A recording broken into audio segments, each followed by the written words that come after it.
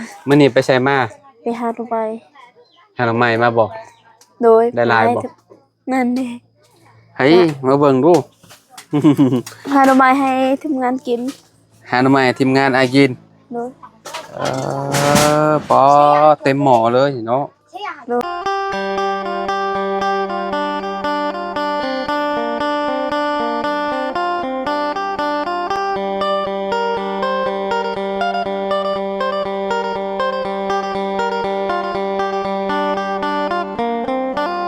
กราบสบายดีสวัสดี FC บัสสุขุทุกคนเนาะบ่ว่าสิอยู่ในและก็ต่างประเทศเด้อพี่น้องกับพบพ่อกัน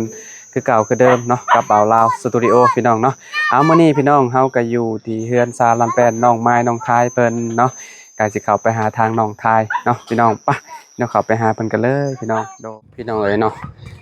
เข้ามาก็มาเจอน้องไม้น้องทายเนาะสบายดีเด้อโอ้พี่น้องเอ้ยเนาะสบายดีอ้ายเฮ็ดหยังน่ะนี่ก็ใส่มีดนี่มันก็ออกมันถอดลุดตลอดโอ้กำลังสิตามตามแน่นเอาขอบใจเด้อหน่อยเอาไว้ลวกเนาะขออนุญาตหน่อยเนาะพี่น้องเอ้ยอ๋อมื้อนี้ได้เห็นแสงแดดแล้วมื้อนี้เนาะโดยใครแล้วอันนี้พี่น้องเอ้ยเนาะอายุไปแล้วบาดนี้เนาะคือสิลายมื้อพุ่นแหละจังสิตกใหม่คิดว่าเบิ่งท้องฟ้าพี่น้องแจ้งกลางปางวันนี้เนาะ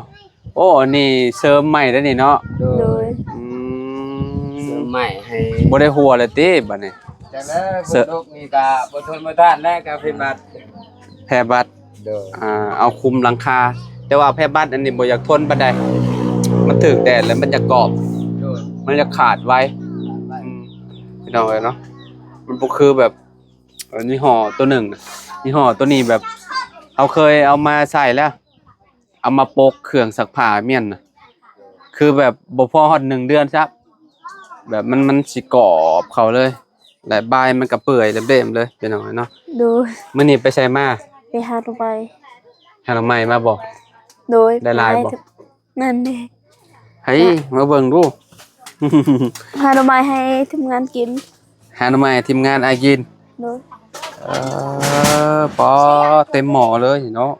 โดยหน่อไม้ยังน้องหน่อไม้ไหลหน่อไม้บงหน่อไม้ไหลหน่อไม้บงจืดแล้วบ่ต้มแต่ต้นแล้วโดยจืดเลยหาแนวมากินแล้วบาดนี่เนาะมียังกินกับหน่อไม้แม่เฮาแกงโอ้ซื้อตำมาเนาะซื้อตำมากินกับหน่อไม้นี่พี่น้องเอ้ยเนาะโดยเป็นพวกตำมีหยังตำป่าตำหยังน่ะกินกับหน่อไม้นี่ครับมันแซ่บเลยพี่น้องเอ้ยเนาะตำมีตำหยังก็กินกับข้าวกันคือกันเนาะโดยแซ่บพี่น้องเนาะเดี๋ยวสิซื้อเดี๋ยวให้น้องละน้อยเพิ่นไปซื้อตำมาพี่น้องเอ้ยเนาะมาสู่น้องไม้น้องทายเพิ่นกินเนาะโดยเจ้าก็กินบ่อยบ่กินฮะกินเคยซื้อมากินจักเทื่อบ่เคยซื้อจักเทื่อบ่โดยอ๋อแบบเป็นตำทะเลตำหยังนี่ได้โดยเคยบ่เคยซื้อบ่มีเงินซื้อโคกหนึ่งก็ประมาณ50,000พี่น้องเนาะเกือบประมาณเท่าไหร่บ่เกือบ100 บาทพุ่นแหละพี่น้องเนาะเพราะว่า100มันได้อยู่ประมาณ65,000กีบประมาณ80กว่าบาทรู้จักเนาะควันเนาะควันไฟกลุ่มๆเลยพี่น้องเนาะโอ้ลงมาลุ่มพี่ไปยังควันแห้งเนาะพี่น้องเนาะควันไฟกลุ่มๆเลยไปทางป่ามาแล้วบุที่ใหม่นะโดยทางบ้านนี่แล้วก็มื้อนี้ตัดยังมื้อนี้ตัดไม้กับพื้นน้องน้ำกับติดแดนกับดินน้องไม้ทายนี่แหละยืมเมื่อวานก็ยืมจากเห็นอยู่ในคลิปเฮามาบ่ทันหมู่พี่น้องเนาะเพราะว่าอยู่ใกล้เมื่อวานในซื้อที่ของน้องไม้น้องทายเพิ่นอยู่ใกล้กับน้องน้ำเพิ่นแหละพี่น้องเนาะก็ดีใจน เนาะได้ที่ใหม่แล้วพี่น้องเอ้ยเนาะ โดย ต่อไปสิเฮ็ดจังได๋บาดนี้สิได้เอ่อเอากระต๊อบนี่ไปบ่หรือแนวใดหรือว่าอยู่นี่ก่อนบ่ อยู่นี่ก่อนนั่นแหละ อืม แต่ว่าก็ง่ายก็ ต้อง บ่ ได้ ได้ เนาะต้องได้ปรับที่ปรับหยังอีกเนาะ เด้อ เพราะว่ามันเวลาเฮาสิปลูกเขื่อนมันก็ต้องปรับให้มันงามหั่นนะพี่น้อง จันเฮายังยากก็บ่มีไม้โฮมไม้หยังไม้กุ้มก็ยังบ่มีก็เฮ็ด อื ได้ มไม่หยังก็ยังบ่ครบเนาะ โดย อืมการที่ว่าสิเฮาสิเฮ็ดเรือนหลังหนึงได้มันบ่แม่นเรื่องง่ายเด้อพี่น้องเขาต้องมีไม้เป็นไม้คือไม้ค้างไม้เส้นไม้หลายๆอย่างพี่น้องเอ้ยเนาะ ที่กาที่เก้าก็หัวเก้าแรง อืมคันว่าได้ก็คือสิดีเนาะน้องไม้น้องทายเนาะ โดย เป็นแบบหลังบ่ใหญ่ปานใดพี่น้องเฮ็ดแบบเฮ็ดเป็นกระต๊อบแบบนี้ก็ได้เนาะแต่ว่าให้มันแน่นหนากว่านี้หน่อยเนาะให้มันงามกว่าเก่าหั่นนะพี่น้อง อันนี้ก็มาถอดเอาแต่ไม้เก้านี่ก็บ่ว่า ไม้เก่าก็บ่ชงสิเอาไปใช้ได้ดอกเขาว่า โดย มันแบบมันผุมันพังหมดแหละ มันพากับตัวนี้ก็เออ โอ้ยปวกลุมกัดเบิดเลย โดย ขนาดว่า เสื้อมือ เอามือ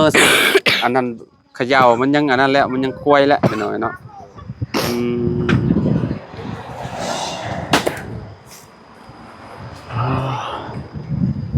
ประมาณจักมื้อฝนบ่ได้ตกเมื่อวานนี่เนาะเมื่อวานนี่ก็ วันนี้ก็ตกแล้ว ตกได้ ตก เนาะ เวลาเขาซื้อทาง มันหักบ่แห้งมัน โดย มันเบิดแหละเด้มันเบิดพายุแหละเด้คลายแล้วน้องๆเพิ่นนอนสบายเติบแล้วบัดนี้พี่น้องเอ้ยเนาะ โดย มื้อแรกๆนะเฮาบ่ได้รับบ่ได้นอน ยืนเอาไว้ครับ ยืนเอาหมดมันเปียกเหิน อ่า เพื่อนบ่ตกก็อยู่ได้ อืมฝนบ่ตกก็อยู่ได้เนี่ยเนาะ โดย นอนก็เปิดแบบนี้เลยแหละพี่น้องแล้วให้ลมพัดเข้ายุงก็คืนบ่หลายบ่กลางอยู่บ่มุงอืม เอาตัวนี้แหละลงแล้วมันคือเอา เอาแค่บัตร เอาห่มนั่นแหละ ผ้าห่มเนาะบ่แม่นแค่บัตรเนาะ เฮ็ดหน้าต่างนั่นน่ะ เอาแบบนี้เลยเนาะ โดย เอาอ่ โดยนั่นา ก็ได้ คุมคือกัน โดย เอาลงคุมเบิดเนาะ โดยกุมหมดเวลากระพ่นก็เฮ็ดตรงแบบนี้เลยก็ อืม ให้มันแน่นก่อนให้ลมบ่ได้บัดบ่ได้ปัวอยู่ได้อากาศ บ่มันเวลาฝนตกมันเปียกมันก็เข้าคือเก่าเพราะว่าเนาะพี่น้องเอ้ย ก็เปลี่ยนแล้วผมบ่แม่นคือบัด อืมผ้าห่มพี่น้องเนาะผ้าห่มเก่าๆอะแหละผ้าห่มจุมเจ้าก็มีตุ้มอยู่บ่ไม่มีบ่ ควม ฮะ ความ ผ้าห่ม อะยาว อายา ห่มก็ หมูมีบ่ผ้าห่มตุ้มเฮาได้ไหม อะยาวควมบ่เจ้าอ่ะ อืม อะ บ่มี หมูมีเพิ่นบ่เข้าใจพี่น้องเอ้ยเนาะเด้มีก็มีเก่าๆอ่ะแหละพี่น้องเนาะ เก่าแล้ว อืมตุ้มนํกันบ่เอ้ยกับน้องหรือว่าคนละพื้น ตื่นกัน ตุ้มนํกัน โดย โอ้ เจ้พื้นเก่าจักบ่หยังก็ซื้อให้ อืม โตนั่นแหละมันก็ บ่ยามนี้ใครแหน่ยามนี้ โดย มันบ่หนาว โดย ก็มันนี่เนาะ เวลาก็ ถ้าเป็นยามหนาวแล้วเรียบร้อย เดือน2เดือน11เดือน12เดือน1 5ก็ แม่นเดือน1เดือน2มันอากาศมันหนาวอยู่แล้วช่วงนั้นน่ะ โดย เวลาเฮาตื่นมาแทบมันอยู่ใกล้ภูซ้ำนี่เนาะแฮงเย็นจะยั่วๆเด้พี่น้องเอ้ยเนาะยามเช้านี่คือแบบโอ้บ่อยากลุกพุ่นแหล้วเฮานี่ โดย อืมพี่น้องเอ้ยเนาะอ่า อันนั้นก็พระห่ม99ก็ อืม ไปข้อน้ำเวียดตอน หือ ปีใกล้นี่ได้เจ้าไปข้อน้ำเวียด ไปขายหน่อไม้ก็ตอน อืม เวียดมาให้พระห่มเก้านั่นแหละ เพิ่นเอาให้บ่ โดยมันให้แล้วไปข้อน้ อืม เวียด ผ้าห่มเก่าแล้วเพิ่นเอาให้ ำโดย เออ ก็ตะกี้ก็บ่เห็นหน้าผมนะแต่เดี๋ยวนี้ก็ ตอนนั้นน่ะตอนซุมข่อยมา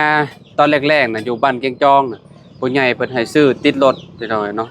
โอ้ปักหลายๆตอนนั้นพี่น้องเอ้ยเนาะเฮาครับบ่ได้เข้ามาฮอดพี่เนาะมีแต่อยู่ในบ้านเกียงจองแล้วก็บ้านอะไรแถวนั้นแหละแจกแถวนั้นแหละมันยามมันหนาวเด้ช่วงนั้นน่ะช่วงยามหนาวโอ้แจกคนละพื้นละพื้นพี่น้องเอ้ยเนาะเดี๋ยวยามหนาวเดี๋ยวจังว่ากันใหม่อีกเนาะนี่ช่วงนี้ยามร้อนๆพี่น้องเนาะ เพิ่นตุ้มก็คือสิฮ้อนขนาดและเนาะยามนี้ โดย พี่น้องเอ้ยเนาะ ยามนี้ก็เฮือนแบบ หืม ลังตูบนี่ก็เพราะว่าจนออกเหือออกแห้งแล้ว ครับพี่น้องเอ้ยเนาะสังเกตเบิ่งน้องเพิ่นบ่สบายบ่เลยนั่นใด บ่ได้สบาย อ๋อเป็นหยังเป็นไข้ โดย คันคอบ่ อันคอเป็นไข้นี่ เป็นหวัดนำบ่ โดย เป็นได้จังมื้อแล้วก็ตั้งแต่มื้อฝนตกพุ่น โดย เอ่อยังบ่เซาอยู่บ่ ยังบ่เศร้ามัน อย่างไอเนาะ โดยมันคือบ่ได้นอน เจ็บอยู่บ่คอ โดย เวลากลืนน้ำลายเจ็บบ่ โดย เฮาหัดบ่มียาตัวนั้นบานยาไอ้ดีเจ็บคอน่ะบ่มีแล้วก็ยาอมน่ะยาอมกาขี้เข็บน้อยเนาะมันสิช่วยได้อยู่ โดย แต่ว่าบ่ได้กินยุงกินยาติ บ่ได้กิน บ่ได้กินเลย โดย โอ้อันนี้บ่ได้เป็นหยังหรอวะ โดย ฮะ บ่ได้เป็นหยัง บ่ได้เป็นหยัง โดย แข็งแรงดีแต่ว่าอันนี้ไปดุก่อนมันนี่เนาะ โดย ไปหาอยู่หากินมื้อนี้ก็บ่ได้อยู่เลยเนาะ หาให้เราที่ว่ากิน หาสู่ทีมงานอ้ายกิน โดย หน่อไม้นี่ได้ โดย โอ้ขอบใจหลายๆเนาะ บ่เป็นหยังดอกขอบใจทางบ่หา ไปซื้อ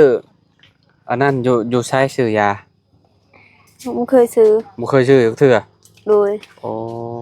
เคยชื่อแล้วก็เป็นไข้เป็นหวัดก็แบบนี้แหละเวลาไปซื้อที่ยาที่ตัว เพราะพวกยาดีอันนั่นยาดีนี่ซุเจ้าบ่เคยไปซื้อบ่ บ่เคย เวลาเป็นไข้เฮ็ดแนวได้ซะให้มันหายเอาเอง โดยนอนนะ อ๋อ คือน อน ลูกคือน้องหน่อยฮะจนเศร้าน อนอย่างเดียวบ่คะแนนบ่สบาย นอนอย่างเดียวแหละกลับไปกับไปจุฬาแล้วกันไปก็ได้เงินได้คำนั่นแหละ มันก็บ่เศร้าแหล้วเนาะพี่น้องเนาะเวลาเพิ่นบ่สบายเพิ่นพากันนอนบ่ซั่นบ่ได้อยู่บ่ได้อันนั้นบ่ได้ไปหาหาหมอเลย คือไม่ โอ้ ตู้กัน ใส่เบิ่ง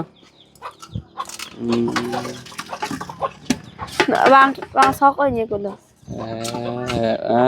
พี่น้องเนาะ หน่อไม้ไล่มัน หน่อไม้ไล่ ไหลน้ำไม้ มีตัวนี้หน่อไม้ เดี๋ยว ไล่ อ้ายสิซื้อมาให้ดอกยาคะแนนว่าอ้ายอันนั้นกายหันยาเดี๋ยวสิซื้อมาฝากดอกเป็นแบบใดอาการเป็นแบบใดคันคอ โดยมันคัน คันคออย่างเดียวเหรอว่า โดย หัวเฮียบ่ได้ปูดเหรอว่า บ่ได้เปิดมันคันคอ โอ้มีแต่อ้ายอย่างเดียว โดย อ๋ออมยาเอาก็ได้สิซื้อยาไอ้อีหยังกาขี้เข็บให้กินให้อมพี่น้องเอ้ยเนาะ โดย เฮาเคยอมแล้วมันก็ไข้แน่หั่นน่ะเนาะ โดย โอ้พี่น้องแบบว่าเพิ่นก็ใจดีแฮงเด้พี่น้องเอ้ยเนาะแบบซื้อบ่แม่นซื้อไปหามาพี่น้องไปหาหน่อไม้มา สู่ทีมงานชุมเฮากินพี่น้องเอ้ยเนาะถือว่าแบบโอ้สุดๆและน้องไม้พี่น้องเอ้ยเนาะคนขยันเนาะขยันแฮงยอมรับว่าขยันเนาะสิต้มยังต่อบัดนี้นะ นึ่งเขา นึ่งข้าว โดย เอ้าข้าวเช้าบ่ได้นึ่งบ่นึ่งใหม่บ่ เศร้าก็กินข้าว กินเบิดบ่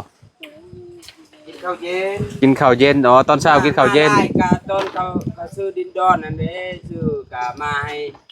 พวกอันมาบอกในบ้านกินน้ำแบบ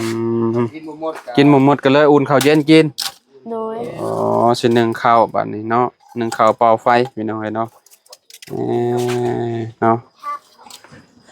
ดุน้องไม้นี่ยอมรับเลยพี่น้องเอ้ยเนาะ โอ้ย เพิ่นอยู่เฮือนบ่ค่อยได้เพิ่นว่าเนาะมีแต่อยากไปหาอย่างเดียว โดย หาหน่อมงหน่อไม้หาปูหาปลามื้อนั้นก็เห็นบ่เฮาไปไอ้หมอนเพิ่นหาปลามื้อน่ะเนาะได้หลายบ่มื้อนั้นน่ะปลาน่ะ บ่ได้ มื้ ห อ ลา ที่ ย น่ะบ่าวไปอันบ่อนจุมเจ้าหาน่ะ ให้แบ่งกันกับหมู่ แบ่งกันกับหมู่ โดย โอ้ ไปหาคน ไปหาคน โดย แต่ก็พอได้กินเนาะ โดย อืม เมื่อกี้มีจอดเดากี่เนาะ พี่น้องเอ้ยเนาะดีแล้วเนาะ เนี่ยโดยเนี่ยโดย บัดชวน สวัสดีอ่ะ สบายดี สบายดีได้ไหมเป้ไม่ใช่สุดเลย พี่น้องเอ้ยเนาะปอขักกะลีนะใช้เบิ่งอันน่ะทายพี่น้องเอ้ยเนาะปอขาวขักกะลีเนาะมันขาวบัดนี้แปลว่ามันบ่คมแล้ว มันจืดเรียบร้อยพี่น้องเอ้ยเนาะนี่เห็ดแจ่วแซ่บๆหรือว่าเฮาไปซื้อตำมาเนาะแล้วสิซื้อตำมาสู่น้องๆเพิ่นกินพี่น้องเอ้ยเนาะว่าสิแซ่บซำใดพี่น้องเอาไปกินกับอันนี้แหละนี่หน่อไม้พี่น้องเนาะนี่หน่อไม้ขาวๆแซ่บๆเป็นหน่อไม้ไล่หน่อไม้โบงพี่น้องเอ้ยเนาะ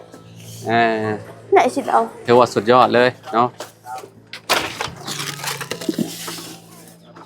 น้องทายบ่ได้ไปนำบ่มื้อนี้บ่อร่อยน้องไม้ไปเนาะใช้เข่ามาทำได้ฮะเนาะหลายเด้อโอ้สำนี้เนาะโดยเพิ่นกิน 7-8 คนพี่น้องประมาณนี้หมอนี่เนาะ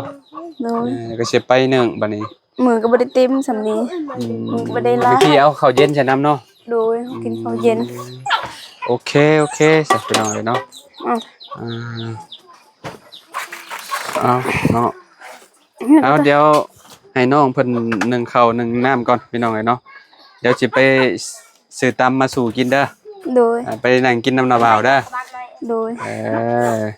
ไปสาวนาบ่าวไปก่อนเด้อโดยขอบใจเด้อโดยคือการดีใจนำเด้อโดยทีทางใหม่พี่น้องเลยเนาะต่อไปก็ปรับให้มันเพียงพี่น้องปรับให้มันเพียงแล้วก็เนาะเฮือนชาลานแป้นเพิ่นนี่แหละเนาะจักสิเป็นจังใดพี่น้องเนาะก็ท่าเบิ่งนํกันเนาะต่อไปพี่น้องเลยเนาะตอนนี้ก็เพิ่นก็ยังพากันอยู่เฮือนกระต๊อบหลังน้อยๆตัวนี้อยู่เนาะเอาพอกันใหม่เด้อล่ะเด้อสบายดีเด้อเอาสบายดีน้องทายเนาะพี่น้องเอ้ยเนาะโอเคพี่น้องเอ้ยเนาะตอนนี้เฮาก็เนาะพามาเบิ่งทางน้องไม้น้องทายเพิ่นพากันต้มหน่อไม้สู่ทีมงานชุมเฮากินว่าซั่นเนาะโตสมเพิ่นก็ได้ถือว่าดีคักพี่น้องเอ้ยเนาะขอบใจหลายๆเนาะขอบคุณ FC บ่ชูทุกคนที่ติดตามเด้อพี่น้องเด้อพบกันคลิปหน้าคลิปในพุ่นแหละเอาสำหรับคลิปนี้ไปแล้วสบายดีบ่ชูทุกคนพี่น้อง